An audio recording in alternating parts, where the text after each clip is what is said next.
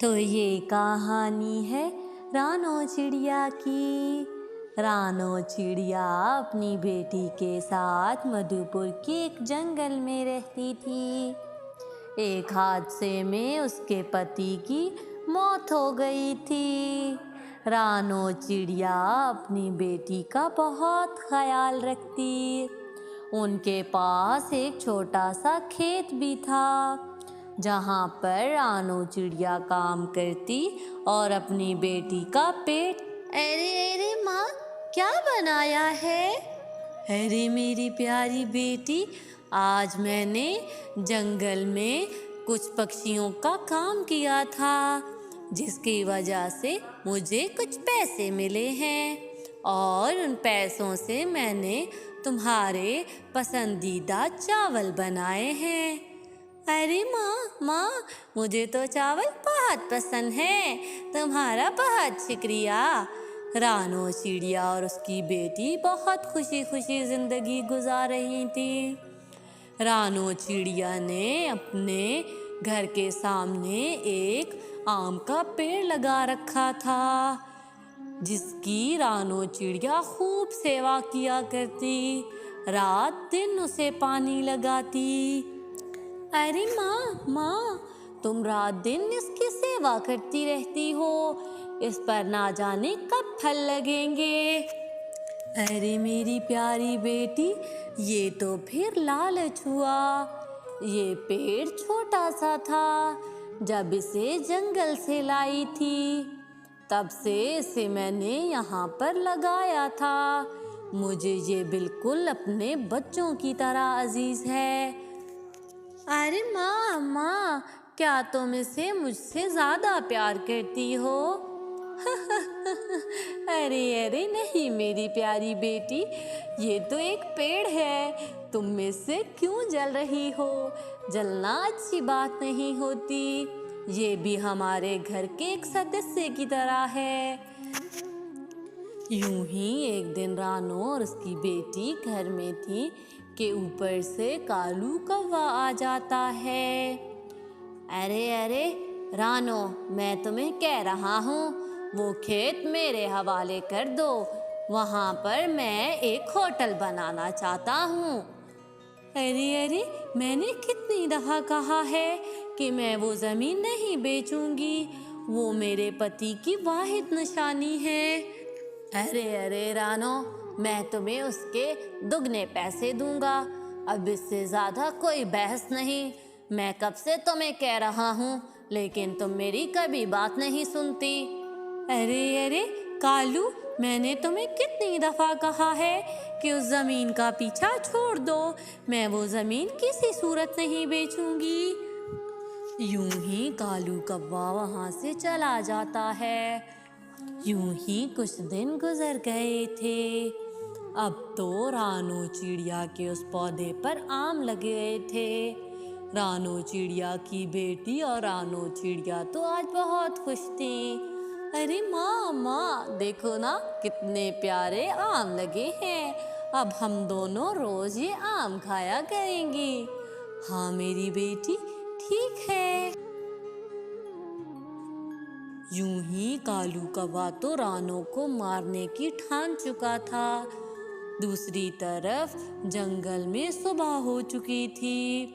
रानो चिड़िया सुबह सुबह अपनी बेटी को खाना देकर जंगल की तरफ जाती है कि रास्ते में कालू कौवा उससे लड़ पड़ता है और लड़ते लड़ते रानो चिड़िया को बहुत ज़्यादा घायल कर देता है और वहाँ से भाग जाता है।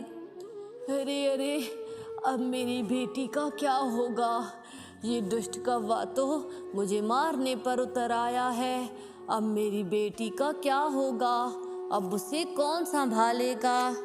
यूं ही रानो चिड़िया मरते हुए अपनी बेटी के बारे में बहुत चिंतित थी।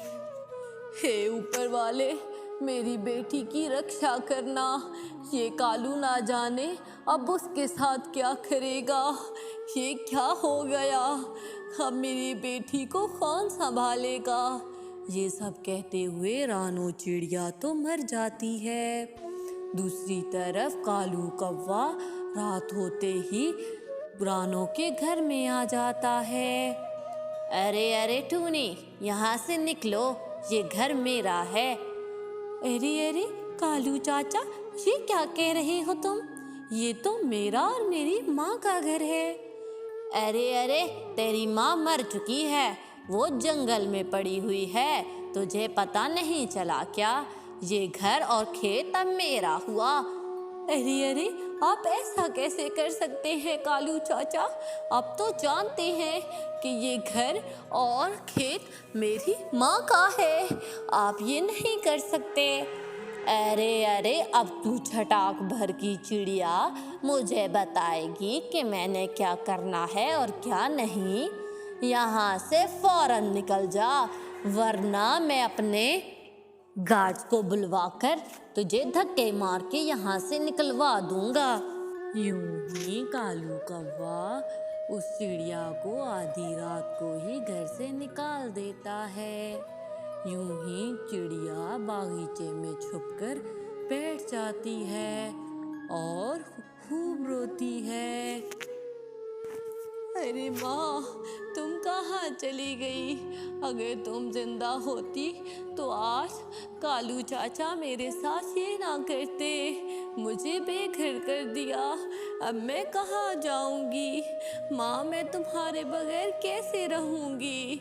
यूं ही चिड़िया रो रही थी कि इतने में वो पेड़ बोल पड़ता है।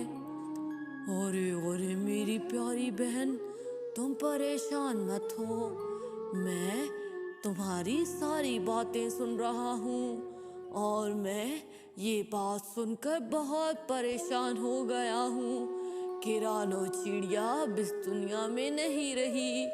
उसने मुझे अपने बच्चों की तरह पाला था, मैं उसका एहसान कभी नहीं उतार सकता। तुम फिक्र मत करो, मैं तुम्हारी हमेशा मदद करूँगा। टूनी चिड़िया तो चुपचाप उसकी बातें सुन रही थी। यूं ही वो पेड़ देखते ही देखते एक आम का घर बन जाता है। अरे अरे रानो, तुम इस घर में रहो, सुबह होते ही मैं पेड़ बन जाऊंगा और उस कालू को खूब सबक सिखाऊंगा। तुम आज की रात मेरे अंदर गुजार लो। यूं ही टूनी चिड़िया उस घर के अंदर चली जाती है और उस घर में आराम से रात गुजारती है। सुबह होते ही वो घर फिर से आम का एक पेड़ बन जाता है। अरे अरे, मुझे तो बहुत भूख लग रही है, अब मैं क्या करूं? मुझे तो दाना लाने का भी पता नहीं है, माँ ने मुझे कभी कोई काम नहीं करने दिया, अब मैं क्या करूं?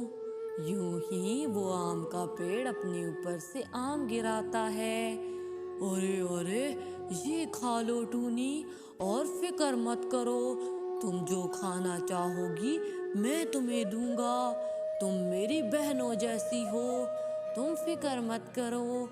यूं ही टूनी चिड़िया वो आम खाने लगती है और वो टूनी चिड़िया इसी तरह अब जिंदगी गुजारने लगी थी।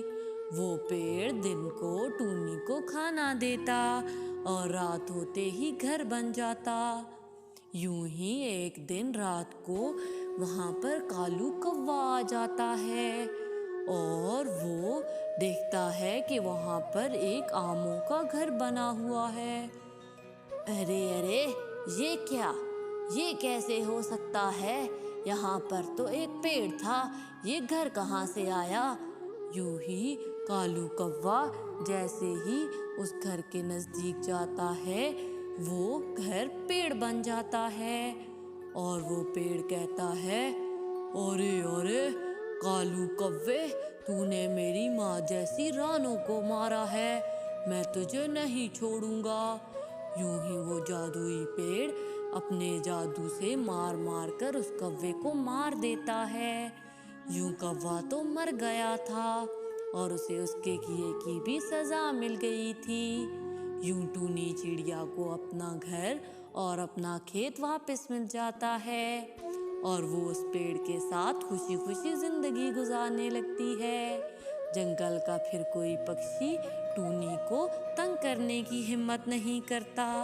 तो प्यारे व्यूवर्स, अगर आपको मेरी ये वीडियो पसंद आई हो तो प्लीज़ मेरे चैनल को सब्सक्राइब कर दें और इस वीडियो को लाइक करना ना भूलिएगा।